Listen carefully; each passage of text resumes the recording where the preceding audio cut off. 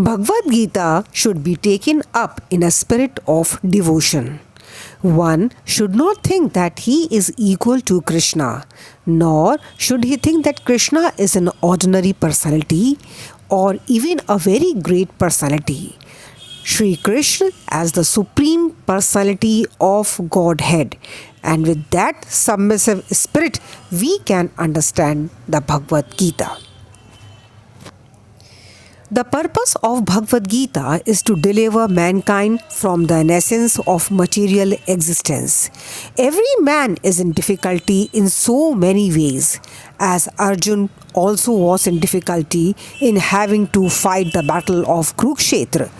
Arjun surrendered unto Krishna, and consequently this Bhagavad Gita was spoken.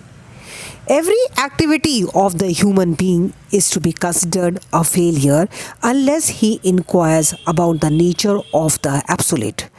Therefore, those who begin to question why they are suffering or where they come from and where they shall go after death are proper students for understanding Bhagavad Gita.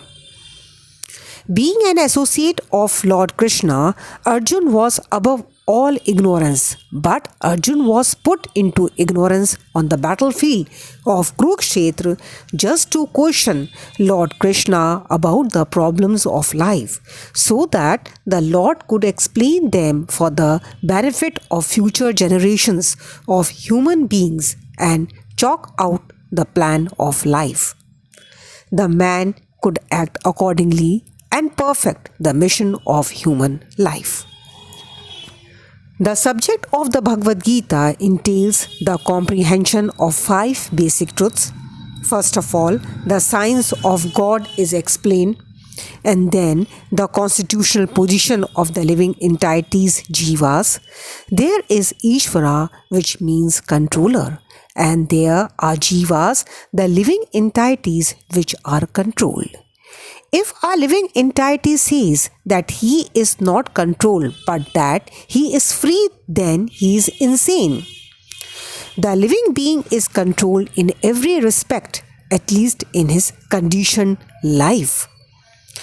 In Bhagavad Gita, the subject matter deals with Ishvara, the supreme controller, and the jivas, the controlled living entities, Prakriti, material nature, and time, the duration of existence of the whole universe or the manifestation of material nature, and karma, activity, are also discussed.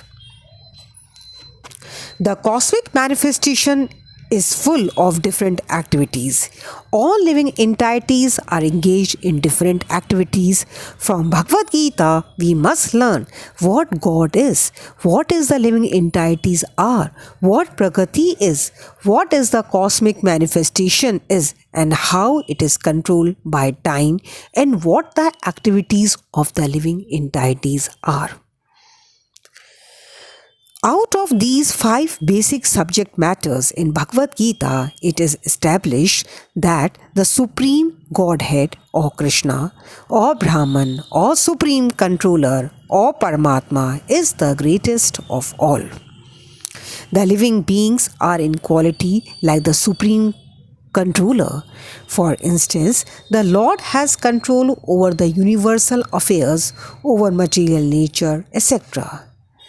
Material nature is not independent. She is acting under the directions of the Supreme Lord.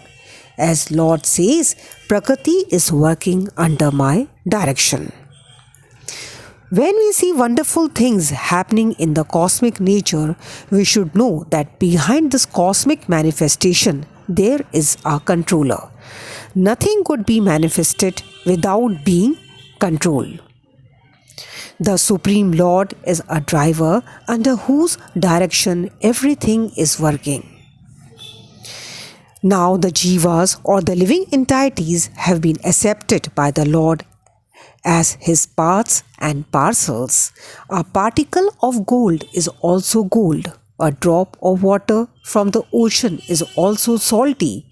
And similarly, we are the living entities being part and parcel of the Supreme Controller, Ishvara or Bhagwan.